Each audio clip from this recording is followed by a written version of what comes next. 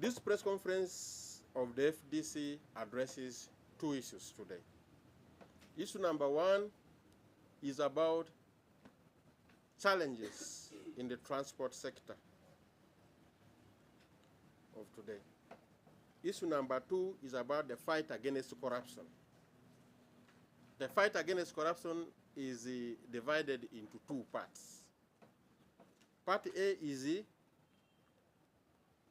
in the current situation as it is, under the current regime as it is, but using the approach of improved oversight at the local government council levels and the central government level. Number two, part B rather, of number two is a total revolution if part A above fails. Because we see the issue of corruption is a systemic problem which has been wired, which has been tied completely to the system. If the system fails to be improved from within, then it means the people of Uganda must look for a way of discarding the old system and replacing it with a new set. These are the two issues. First of all, the transport issue. It has come to our knowledge with sadness that the current regime of NRM has given an ultimatum of 100 days crackdown on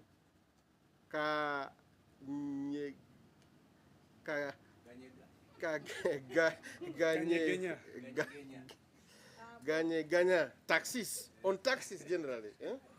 On taxis, a crackdown on taxis, which they say are all the model, DMCs, etc. The Minister of Works and Transport, Fred Biamukama, has directed police to begin 100 days of crackdown impounding taxis in the Greater Kampala metropolitan area that are found to be in dangerous mechanical conditions starting today, August 24th, 2026.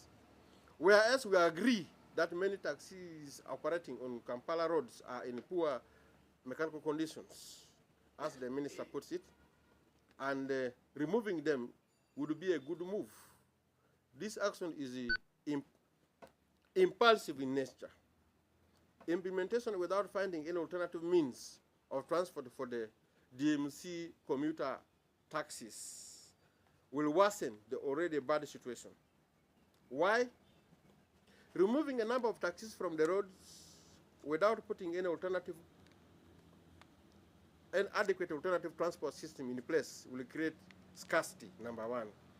And this scarcity will inevitably increase transport costs for the ordinary people who commute from one place to another, either to work or to school, etc.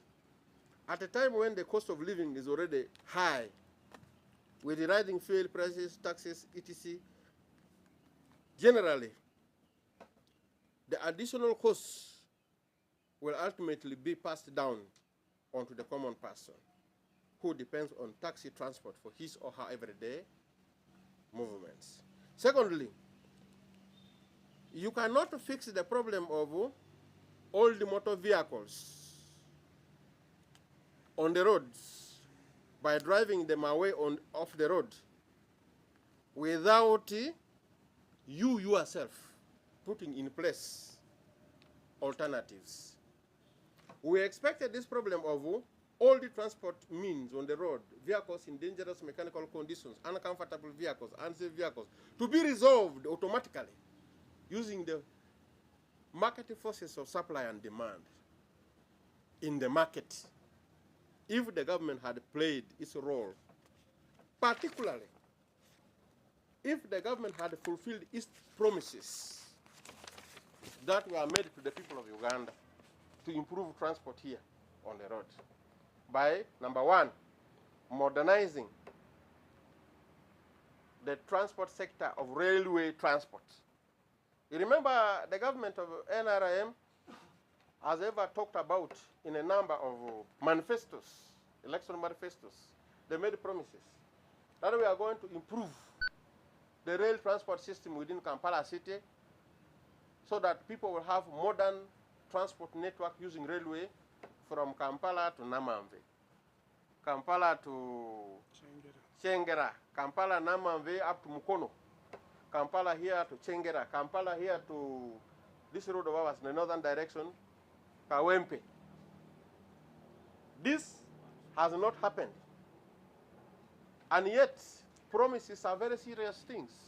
You promise to people, people give you their trust during elections. They vote for you. They talked about these things in a number of past election campaigns, 2 or 3 times, seasons of elections.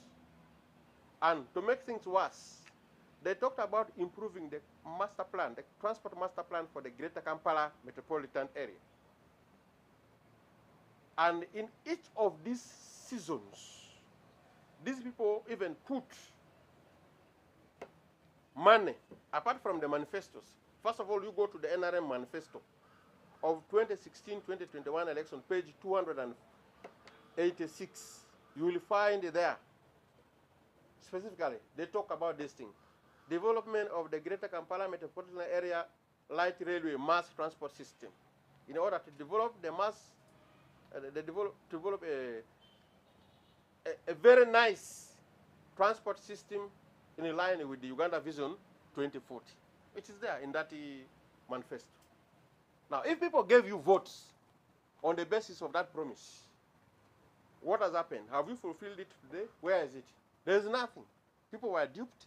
If those who voted for you did so on account of that promise of improving the Kampala transport system in the Greater Kampala metropolitan area by using this light modernized train system from here to Chengera, from here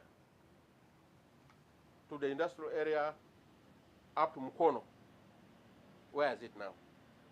It is not there. Again, if you go to the manifesto of NRM for the period 2021-2026, page 128, they talked about this matter again. The Greater Kampala metropolitan area light rail system, light railway transport system development, covering Kampala, Mpigi, Wakisho, Mukono. There are plans to expand and improve the service across Greater Kampala. Thus, the Kampala Nalukolongo, Bujuko, Kampala Port Bell, and Kampala Namamve passenger service. Again, they talked about it in this manifesto. Now, where is it on the ground? You go to the NRM manifesto 2026-2031, page 107. Contract a light rail mass transport system to reduce traffic congestion and the cost of public transport in the Greater Kampala metropolitan area. Reputation of broken promises from time and again. That means deception, lying. Lying and deception is a crime, not only on the earth, but also in heaven. Because the Bible talks against it. The Bible doesn't approve of lying. There are verses in the Bible and the Quran which talks against lying and deception. And in terms of political theory, political science, we go to the side of the social contract. We view this in the context of the social contract. You come for votes, ask for votes, make a promise, people give you the votes, you don't fulfill the promise. You deceive the people. Now, when you see people using survival methods, they use Chigege, they use DMC taxis, because the good train is not there. The good buses are not there, which you promise are not there. So why do you punish them? So this action, which is the promise of 100 days, is immoral, it is unethical, it doesn't stand the moral test of time. It doesn't at all. The Minister of Transport should go to the NRM Secretariat, go to the office of the Prime Minister, the leader of government business in Parliament, and ask what has happened to all these things. Now, to make things worse, year after year, financial year after financial year, these people have put money in the budget. I want to give you some few examples here. Uganda shillings 1.5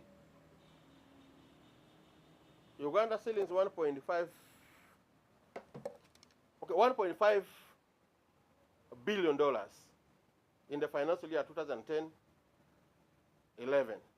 1.53, rounded to 1.54 in the billion. Also, in the financial year 2011, 2012, it has kept on appearing 2012, 2011, 2013, 2014, totaling up to 5.35 billion over a period of 4 years. After every year, they put this thing in the budget, but nothing comes to pass. Nothing is done. You see? So the people of Uganda needs to open their eyes. Where is this money in $1 million going? People should ask this question here. So for me, what we need to see is the deception, the lies of the NRM. They provide good plans. You see, members of the press, you look at these good photos of theirs. Look at these good, very, very smart photos. Look at these good photos of very smart railway systems. Some of them are electrical railway systems. The network which is grown in the whole of Kampala. It looks very, very impressive. But when it comes to implementation, zero, there's nothing. All this, go to their documents. There's nothing. So today should be a moment of reflection on the deception of the NRM, the lies of the NRM, which has made it impossible for the people to realize the expected good transport system in Kampala. This matter of the old taxis in dangerous mechanical conditions would have been sorted out automatically. You think the people of Uganda don't like good things? If there are good things, there is a train here. Who is that person who will go and look for a taxi in bad mechanical conditions? No one. And now, if you are forcing the people to go and buy good taxis, look at the cost of buying a new good modern taxi. These good taxis of the modern era, at most, are electronic. These cars are electronic, quote unquote. They have a lot of electronic gadgets. And these cars, which are modern, with a lot of electronics, cannot operate in these bad roads of ours. They cannot. Because these electronic systems do not need water, a lot of water, like this water on our flooded roads of Kampala.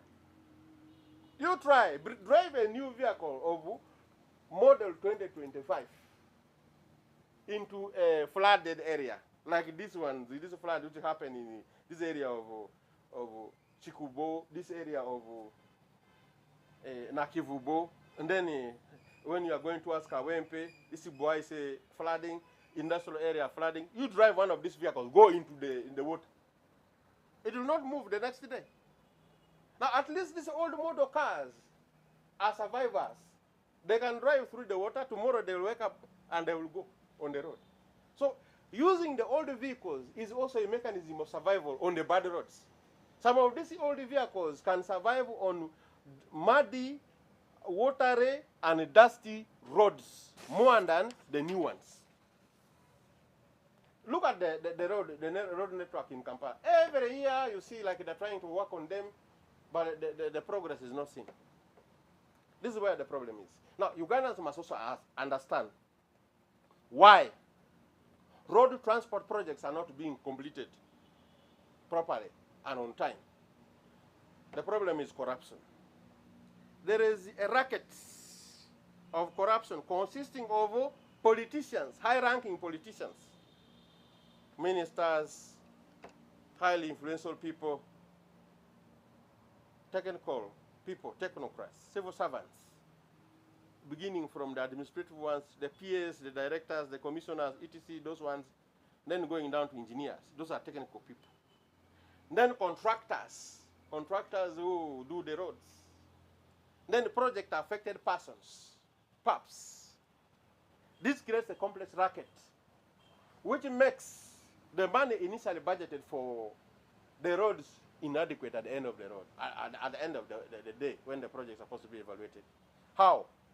First of all, these guys, politicians, want to get money from every project coming. Actually, by the way, they even begin, what we see in Parliament is that they begin even awarding project financing opportunities beginning from the loan. That the other time you missed in the other one. For you, you will eat in this one. We are processing this loan from the World Bank. The other one of the African Development Bank, you missed. You complained that you missed. You say, okay, now let me wait for this one of the World Bank. Then they show. Then you wait for the other one of ADB. You eat from the other one. Now, when the loan is processed, the project is approved for financing. The technical people now work out how much each is going to get. And then how are they going to get this money? There are two channels. They go to the contractor. They tell the contractor, you contractor, we are going to give you this contract, but we want this percentage. Pay us first. Because this money is going to go through your accounts, pay us first. Then the contractor will bring the money in sacks, carried on the head like this. And they take it that it is here, go and pick it in the car. Or go and pick it from that toilet. Yeah, that's how they do these things. They bring a luggage, you think it is matoke, kumbe it is money. Now, this contractor has paid huge amounts of money. He or she has to recover that money through the work. That means cutting down the quality of the work, reducing the cost. Now there will be no value for money. Another channel through which money gets out of the contract is the project affected persons, the PAPs. These technocrats will run, these engineers will go. They will tell this project affected person that you see, we are going to work on this road. The road is going to pass through here, and then from there it's going to pass through there like this. Now, you are going to be in the line of the road. Anyone through whose compound, land, or area the road passes is going to be compensated. These are the rates. Now, do you want to benefit from this? You talk to us. We are going to include you on the road. We are going to include you on the list of the project affected persons. They begin coaching the population. And even they tell the population that if you have a house here like this, you are going to be compensated this much and this much. Then you find the people selling land, people buying land along the road. Some of these guys even organize the buy, and they build the houses speedily, day and night. With the mud, brick, the mortar is the mud, not cement. Then the plaster, they put outside the house, it looks very nice, and they cost it highly. Now, when the demolition of the road comes, demolition of the houses to create way for the road comes, government must pay for this. And this payment goes to this racket. The minister is inside, the politicians are there, the technocrats are there, the permanent secretary of that ministry, the commissioners, undersecretaries, directors, project directors coming down to the cow at the district level. If it goes down there, the procurement officer in the district. Jobs are sold. Contracts are sold. But where does the payment come from? The payment comes from that money which was initially intended for the project of the road. At the end of the day, when this money is spent like this, when they go to start the construction, the money proves to be inadequate. Sometimes they delay. If the cost of the compensation for the project affected persons is not met, because the World Bank and most of these financials of development projects say, government of Uganda, we are giving you a loan on condition that, one, provide the land, deal with the matter of the compensation of project affected persons, then we give you the what? The loan. When the government comes and checks that amount of money for the project affected person compensation is very high, they say, the money is still not there. They delay. And that's one reason for the delay. Now, when they go ahead, get the money out of the project money which has been approved, they start the construction, and at the end of the day, the project is installed on the way. It is not completed at all. It takes years and years. Then they come for supplementary. They say, you see, we started that project, but it is not completed. We need another additional financing. Now let us borrow this $1 billion, billion like this, like that. This is the problem with the NRM government. So deception lies deceiving people. And then corruption, which is a systemic embedded in the whole system. That is where the problem is. Issue number one is that. We come to issue number two. Corruption. Today you see something which appears to be a good thing in the fight against corruption, where you see the Minister of Local Government, my brother Honorable Balam, and my sister Honorable Namere, Minister of State for Local Government, moving around, that they are fighting against corruption. First, by the way, you look at the reality. These people are welcome guests in the population. Which means there is pain people have been waiting for to be solved on the issue of corruption. By the way, wherever Balam goes, he's welcomed with the cheers because there is pain in the flesh of the people. You remember there was a video clip circulated, I think it was NBS that brought that first video from Karamoja. When somebody talked in front of Museveni, President Museveni, that Mr. President, you told us the other day that we should fight against corruption beginning from the LC1 level. Look at the frustration, the energy. You analyze, NBS is going to bring that thing afresh. Let people analyze that. The energy with which that man spoke, the sincerity with which that man spoke, indicated that there is something wrong. People are almost giving up. Because he talked about raiders are raiding, leaders are raiding, the army is raiding, everybody is raiding, who is going to arrest these people? You remember this clip? It is circulating in the social media time and again. Meaning that people of Uganda are tired. They want to see action on those who are corrupt. And this is the attempt being made through the movements of my brother Honorable Balam. That's why he's welcomed from place to place when he goes. But the problem is here. Balam is one. As a minister, even if together they are combined with the Minister of State, there are two people. They go occasionally. Before they go, they are not there. When they go, they are there. When they leave, nobody is left behind. And yet the system of local governance has been created to have a complete and continuous system of oversight, checks and balances using the local council system of leaders, councillors and chairpersons. These chairpersons need to be empowered. These councillors need to be empowered through a system of clear orientation and induction as soon as they are elected. But go down the road, 15 years, 10 years, if you check, go and study this. These local council leaders, the councillors and chairpersons, are rarely given the orientation and induction they deserve as newly elected people who have come into office. Some of them are very new, really new. They don't know what they're supposed to do. Their mandate is very clear in the law, the Constitution of the Republic of Uganda, the Local Government Act. These documents provide for what they are supposed to do, but how they are supposed to do it, they are supposed to be provided this knowledge through prompt and timely orientation of the newly elected people. Again, the work of the local councils is not only limited to the Constitution and the Local Government Act. There are other essential documents in their work. These are the documents which you need to know, that they should know things about. Number one, the long-term development plan, the strategic development plan. First of all, NDP, National Development Plan of the country, currently will have NDP4. What does the NDP4 say?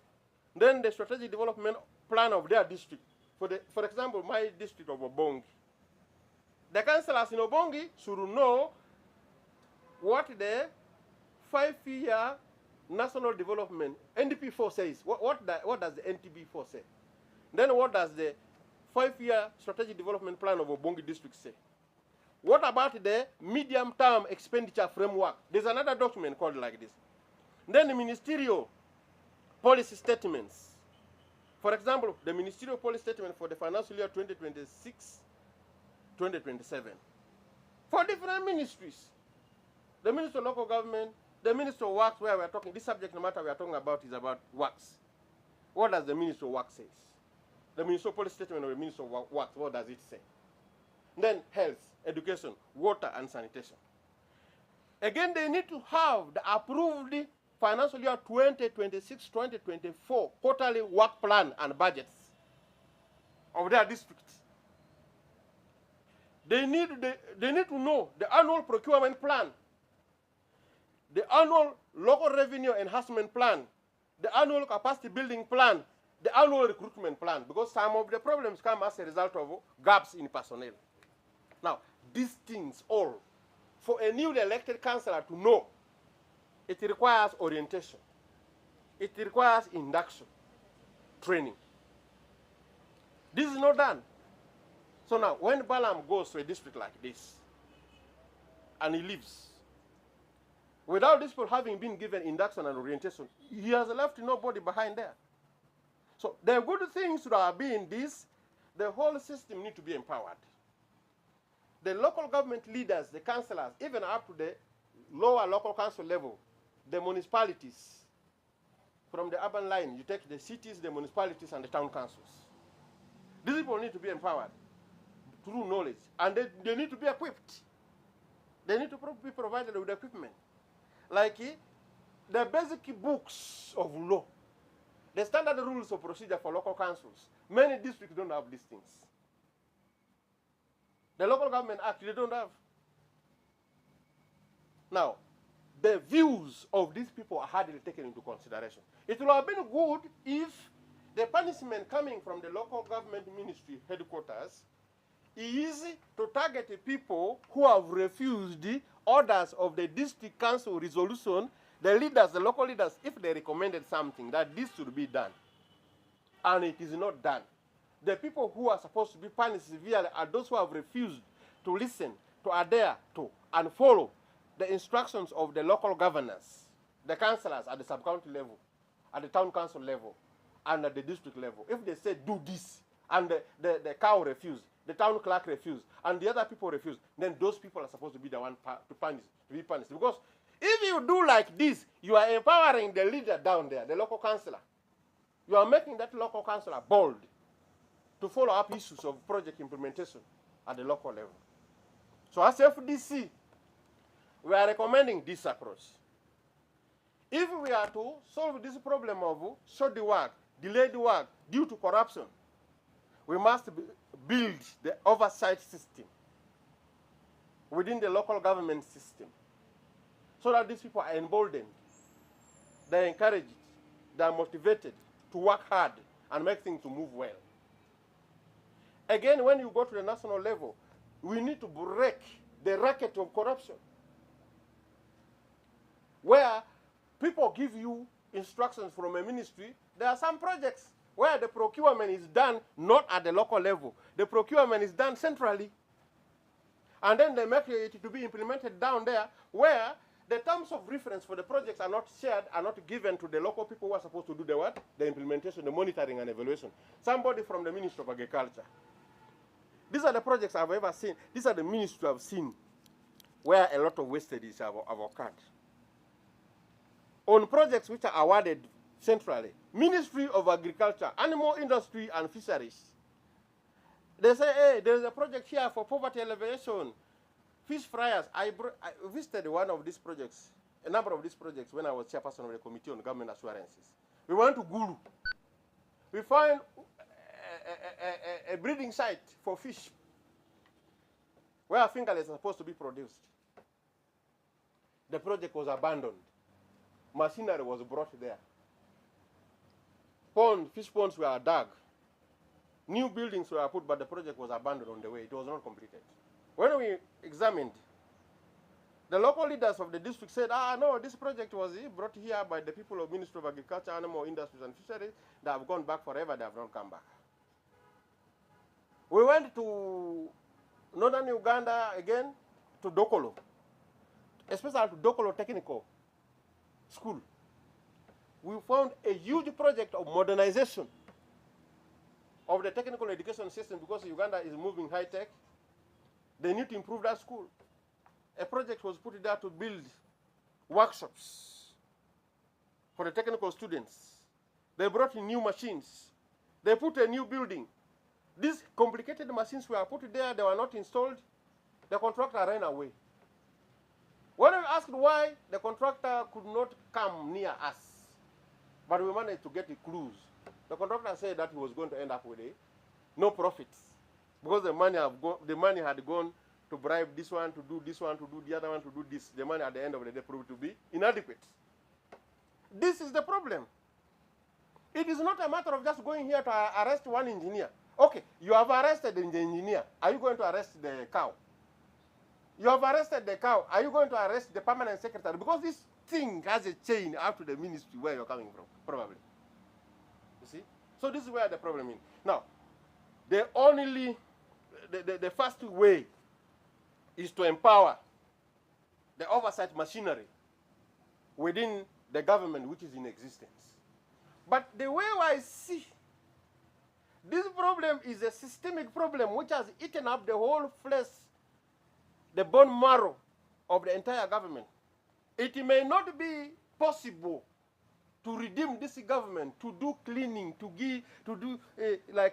you are brushing, cleaning, and cleansing the system when it is still in place. Normally.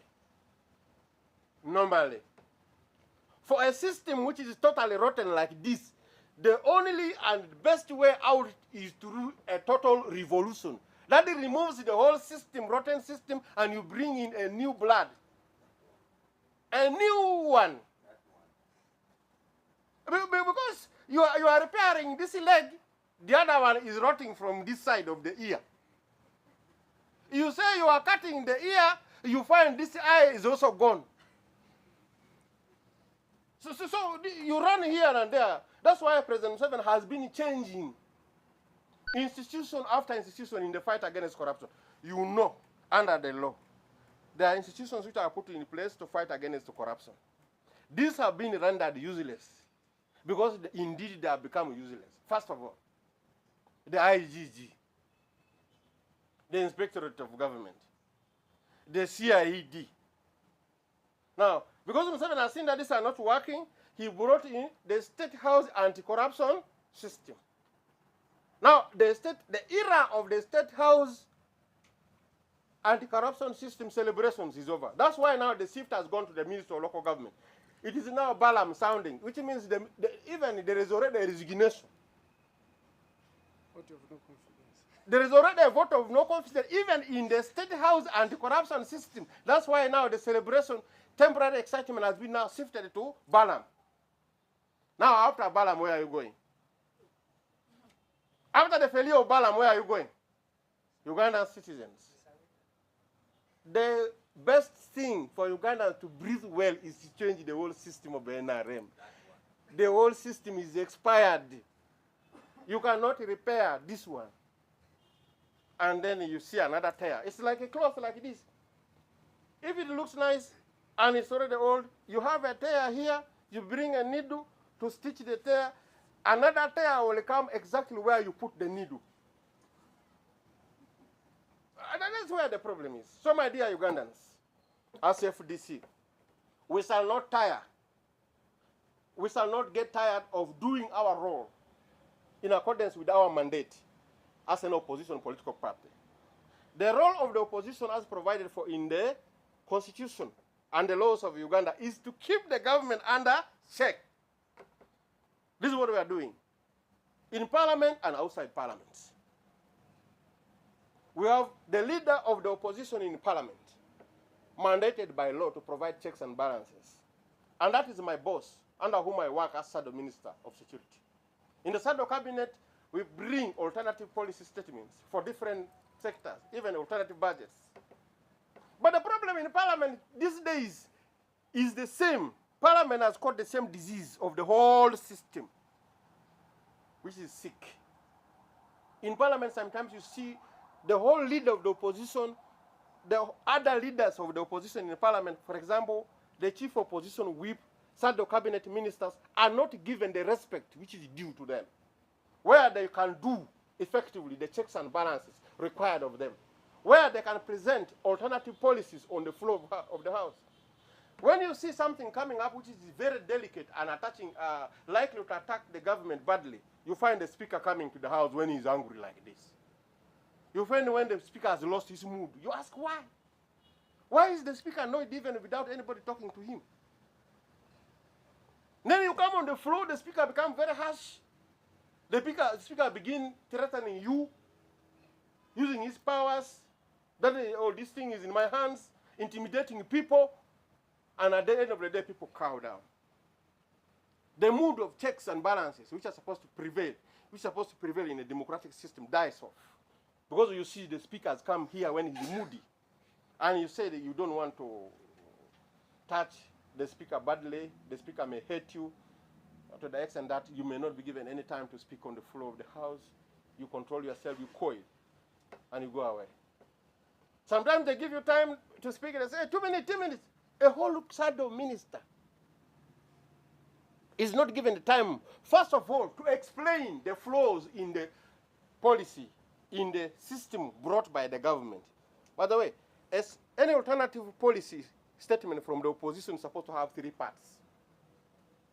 Number 1, the first part is you have to speak about the part brought by the government and show people how bad it is, why it is bad. And then you bring the good part, which is supposed to be, how things are supposed to be. Then the third one is the recommendation and urge that now, because of the comparison between these two, the original and the alternative, I recommend that you take the alternative. Can you do this speech within 2 minutes? Can you? You cannot. So Ugandans must prepare for alternative B in the fight against corruption. This cannot be done in parliament. This is after the failure of the original action within, which is supposed to be taken within, that one of empowering the local leaders to do oversight properly. And this empowerment is supposed to come through timely orientation and induction training for the local councils, and through checks and balances up to the national level, because there are some projects which are given from the national level, implemented at the local level without any proper checks and balances. The people on the ground are not part of the system. They were not part of the awarding system. Who gave the contract? They don't know how the milestones are developed. Checks and balances, they are not part of it. And these corruption people just fly, they swim. It's like playing football. Actually, they use this language. They say, we are playing ball. If you hear people in the ministries talking that we are playing ball, it means there's a corruption mechanism where if you kick a ball like this on this wall, where does it go? It comes back to you. So the language, this is the language of corruption. There's some language, jargon they use. We are playing ball here. If you hear Minister of Agriculture, Minister of Water and Environment, playing ball, OPM playing ball, these are the culprits. Mainly, this is big expenditure areas for poverty eradication. Minister of Gender, Labor and Social Development, where you talk about these things, or PDM, this money is of this, and this. People at the local government are given quotas to remit money back to the big guys in the ministry. This is how the things move. You see? So, I would like to end by saying, FDC is there. FDC is alert. FDC is alive. In spite of the challenges we have gone through, FDC is still focused to the mission of making sure that we redeem this country from this mismanagement, maladministration, and corruption. Be with us. We shall not leave you alone. The people of the taxis, we stand with you. The commuters, we stand with you. And the people of Uganda, we stand with you. FDC is alive.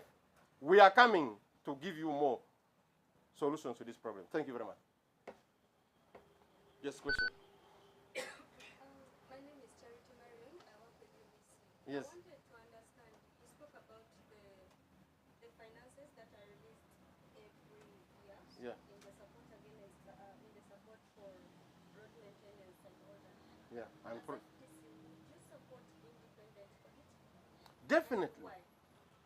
Definitely. You see, auditors of the government system are doubted also. Auditors of the government system, Office of the Auditor General, they bring audit reports. They bring reports to Parliament. But if you see what is taken there, nothing comes out of it. But sometimes when some people who are not largely directly part of the government comes out, and they talk about these things, you may see sense in this. For example, if the ruling government takes confidence in the work produced by the opposition, they are likely to see something sensible. You go to the story of Uganda Airlines. The road in the Uganda Airlines was unasked through the reports of the parliamentary committees which are under the purview, under the leadership of the opposition. Joel Soyinyu is still there, the leader of the opposition. Remember what he did in his committee and the other people? It helped Ugandans to see, and later on the government. Later, although at first they tried to deny, but at the end of the day they came to understand that there was a rot in the whole system.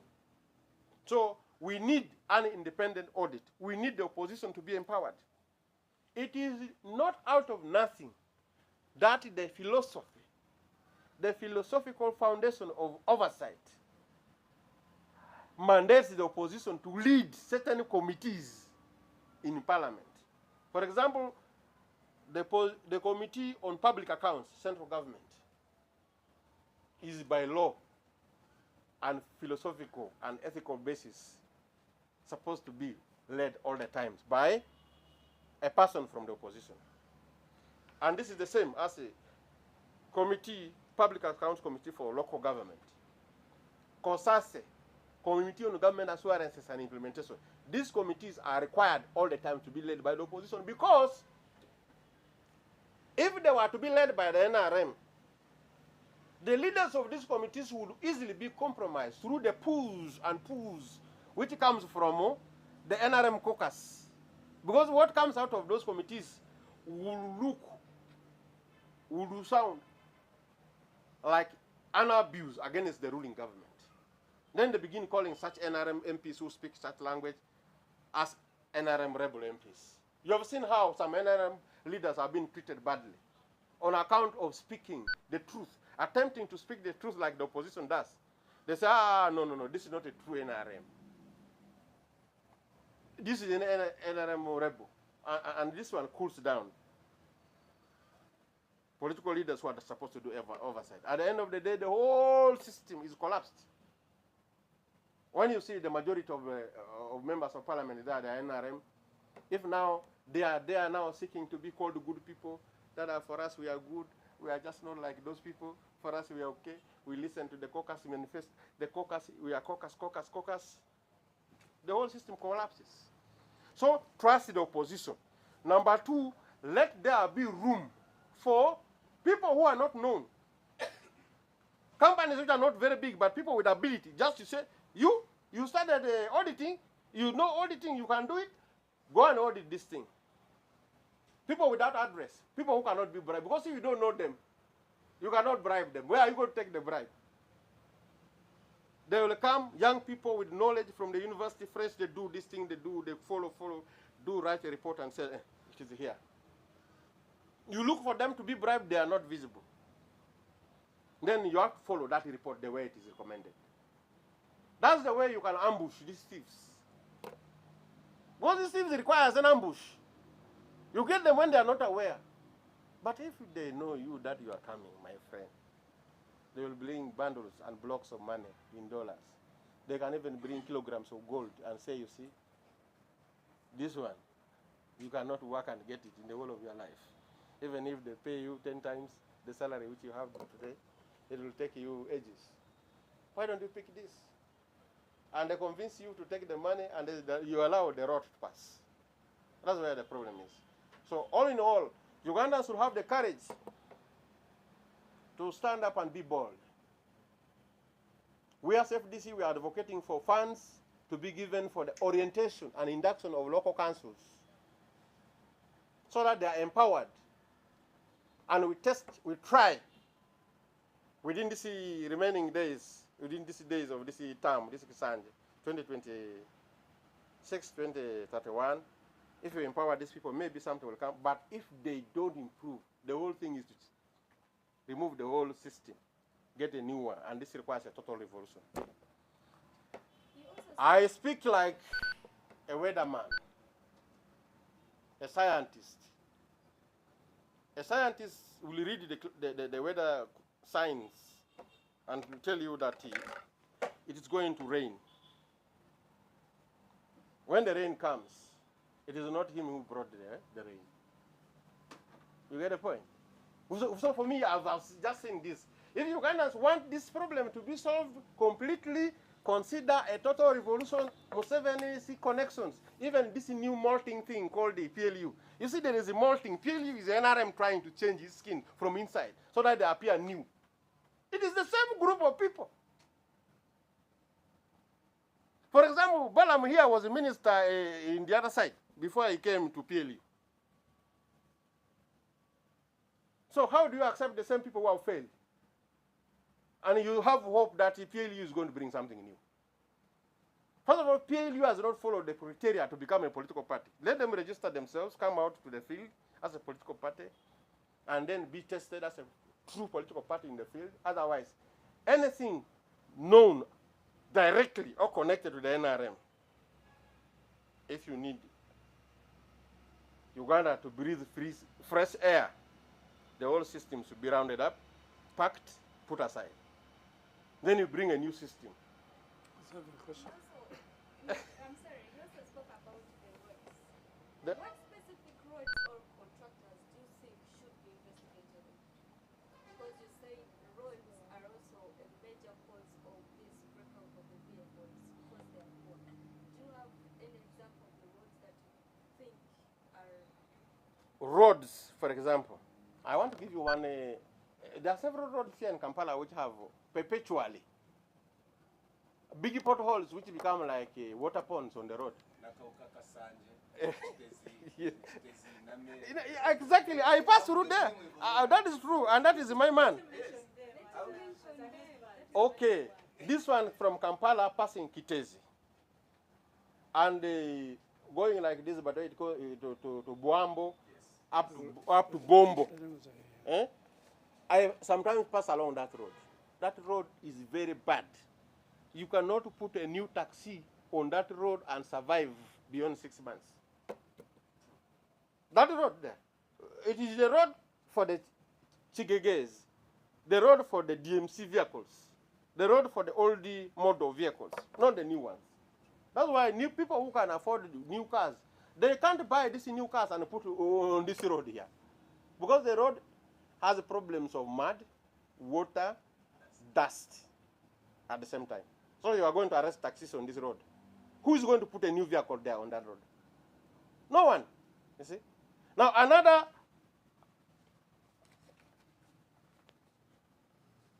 this one here I've talked about, Nakauka, Kasanje, or Mpererwe, Kitezi, Buambo. Sometimes I move through that road because I live at that side of Matoga. I'm talking about something real. Then Chengera Natet road. These roads are very bad. How do you say you bring a new vehicle on this road here? Then you find this like vehicles are supposed to be amphibious vehicles. Amphibious vehicles are those which move like boats in water, and then also cars on the road. If they are supposed to pass in the rain season. They're supposed to pass industrial area. They're supposed to pass around this area of Nakivubo, this down here, and then they're supposed to pass along the Kawempe, Kaleru area. This area of where flooding is very common. Boise. Now, if you talk about our road going to Arua, from Kampala here to Karuma, Karuma to Pakwach, Pakwach to Nebi, Nebi to Arua, it is on repair every year. On repair every year, that road is on repair. You see this? So how do you have good cars here? If this train system was to work as promised, the train was supposed to take people up to Pakwach because there is a routing which goes up to Pakwach. At least we would have gotten some kind of breath of fresh air if it was work. You see? So we blame the government for the mess in the transport sector improvement.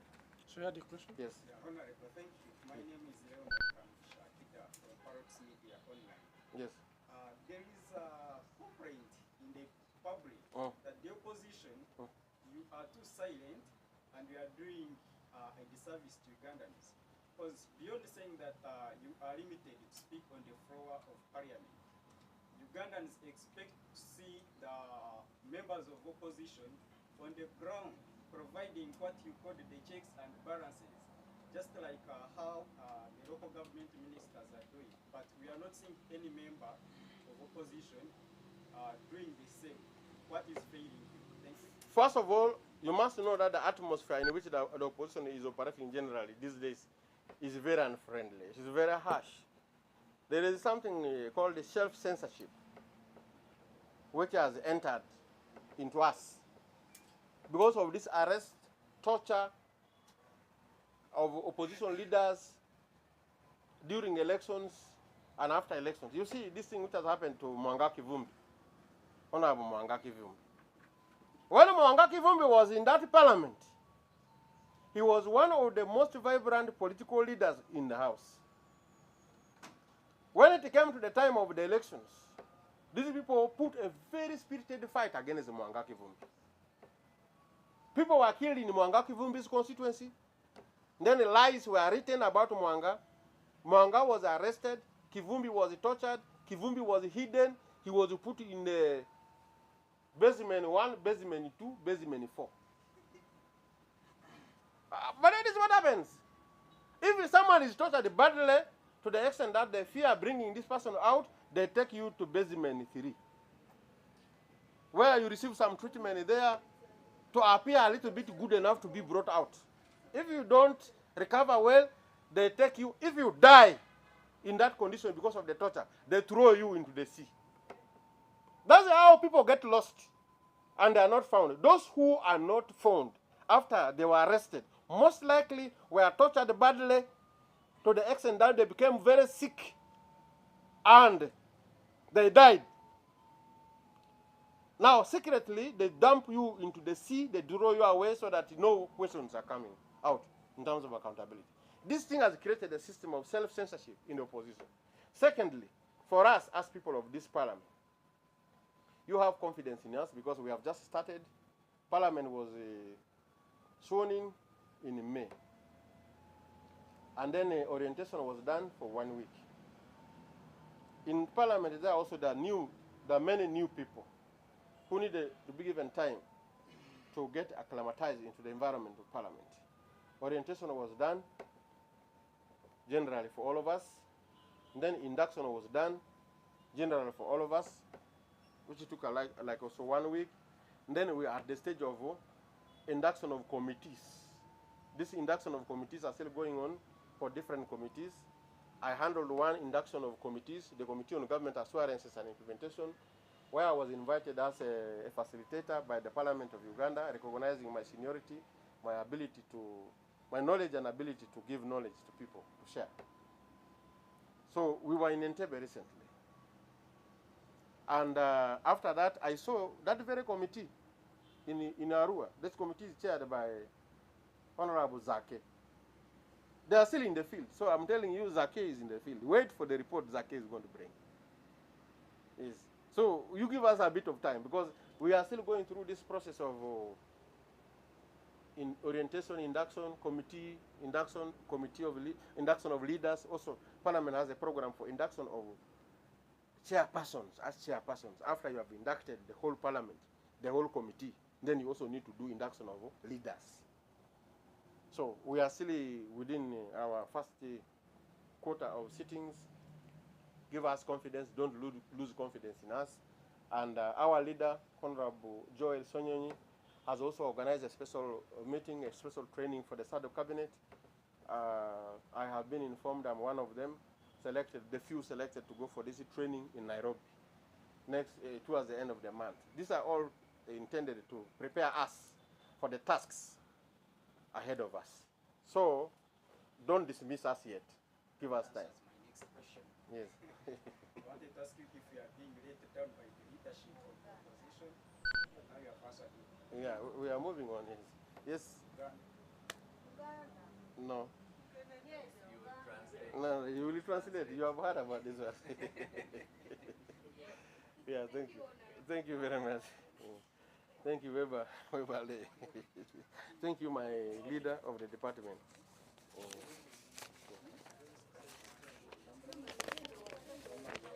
No. It is,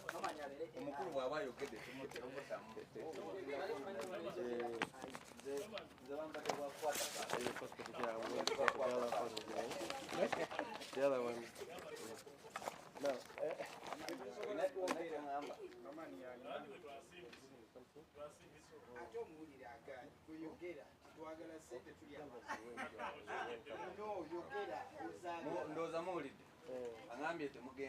Don't wait.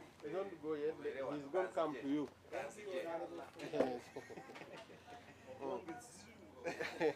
I understand. We are friends. We are together.